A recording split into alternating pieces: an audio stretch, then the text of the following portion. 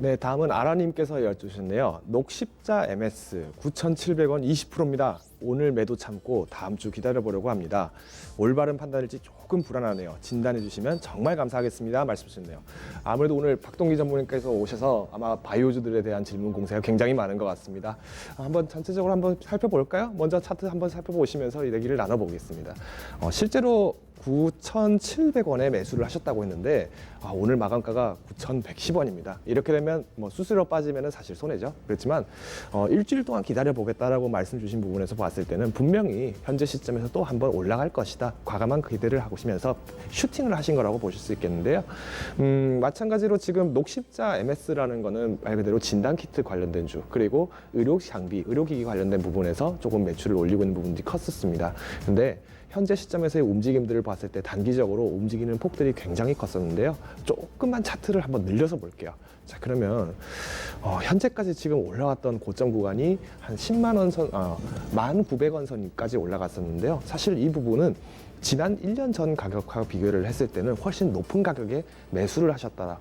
훨씬 높은 가격까지 올라왔었다라고 할 수 있겠지만 이렇게 계속 주가가 하락하는 부분에 대해서는 여러 가지가 이유가 있습니다. 실제로 오히려 더 길게 늘려보았을 때 녹십자 MS라는 이 개별적인 종목은 한번 강세를 칠 때 지금과 같이 강세를 계속 보이겠지만, 하지만 이 문제는 강세가 정말 어디까지 갈지를 내가 확실하게 근거가 없다면은 오히려 이런 종목들은 조금 피해 가시거나 혹은 비중 축소를 하시는 게 더 안전하지 않을까 싶습니다.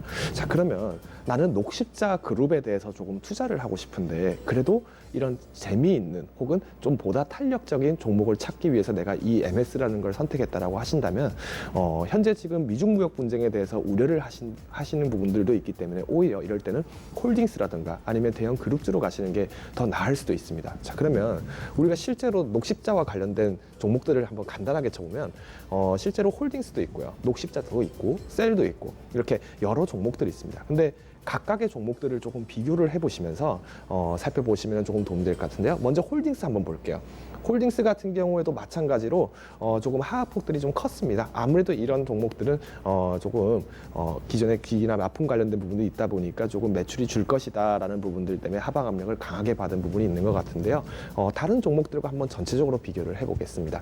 일반적으로 우리가 하는 녹십자 셀을 한번 먼저 볼게요.